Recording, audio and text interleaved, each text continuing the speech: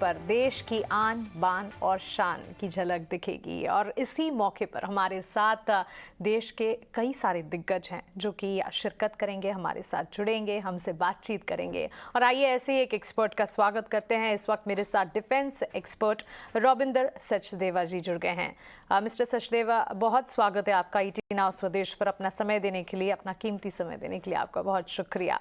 सबसे पहले तो डिफेंस क्षेत्र ने जो नया आयाम हासिल किया है, पिछले एक साल में जिस तरह की नई ऊंचाई की उड़ान हासिल की है, इसके लिए आपको ढेरों शुभकामनाएं भी देना चाहूंगी।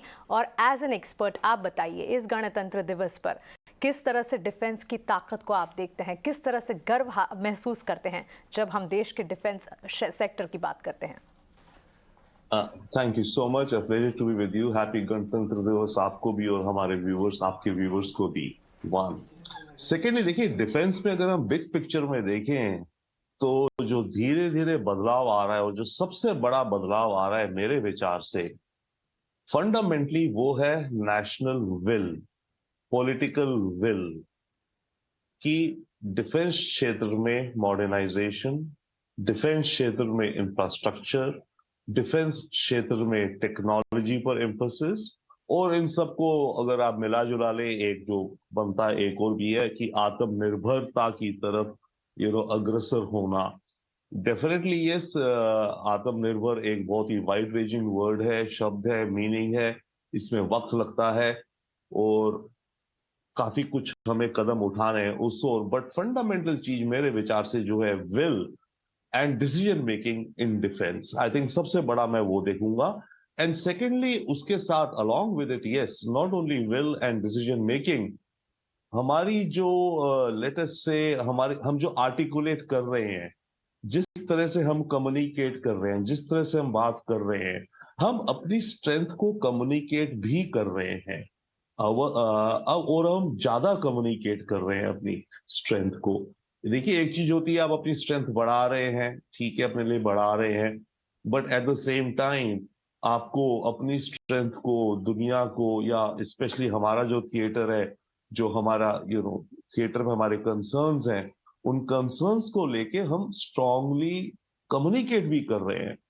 तो आई थिंक बेसिकली ये फ्लो उससे होगा, इन दो चीजों से, will and communication, and then performance. Perform भी हम कर रहे हैं रैपिडली, बॉर्डर इंफ्रास्ट्रक्चर, जितने आप प्रोजेक्ट्स देख रहे हैं, हर एक सेक्टर में, एयरफोर्स में, हमारी नेवी में, हमारी आर्मी में नए वेपन्स की इंडक्शन, नए वेपन्स की तरफ बढ़ना।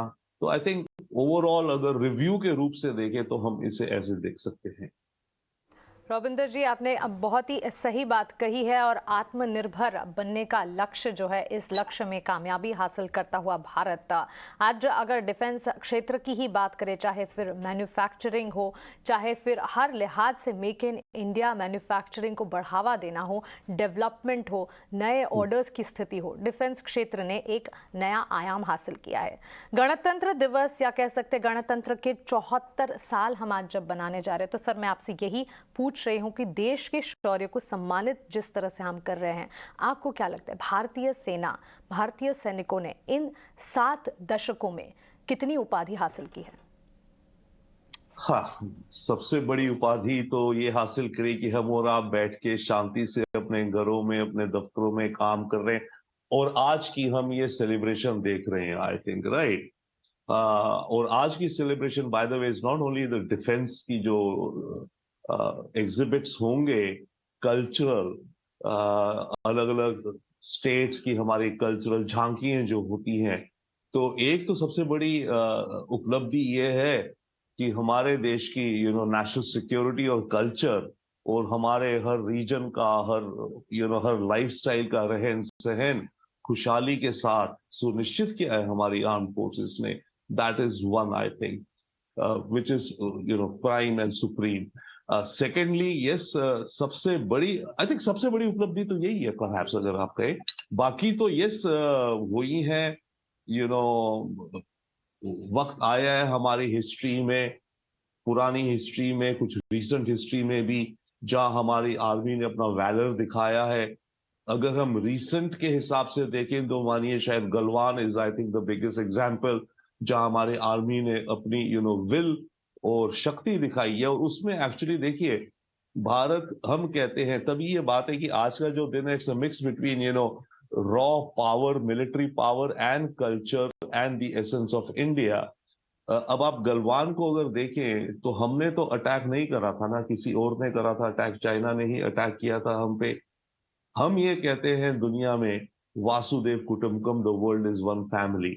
अब वर्ल्ड इज वन फैमिली भी आप अलग रखिए, फंडामेंटल है जियो और जीने दो। फैमिली में भी तभी लोग मिलजुल के रहते हैं, जियो और जीने दो, राइट। तो भारत की वो फिलॉसफी है। हम अपने पड़ोसियों से भी यही कहते हैं। बट इसका बात ये नहीं कि अगर आप हमें जीने नहीं देंगे तो हम कुछ नहीं करेंगे। तो गलवान में जो हुआ, जो चाइनीज इंकर्शन हुआ, हमारे वैलियंट सोल्जर्स लड़े और अपनी जान की जान की आहुति दे दी, वो इसी प्रिंसिपल के लिए तो दी, जियो और जीने दो।